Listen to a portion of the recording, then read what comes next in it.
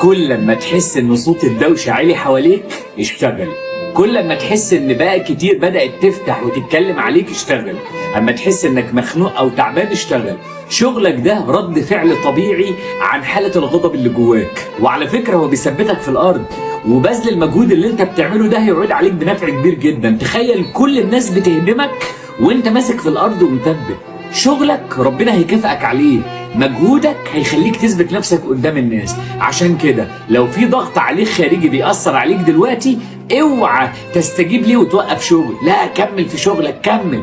وصدقني والله العظيم كل المحن اللي في حياتنا، كل المحن ربنا بيحط في رحم المحن دي منحة للبني آدم، هي المنحة. عشان كده كمل واشتغل وما توقفش واسمع كلامي.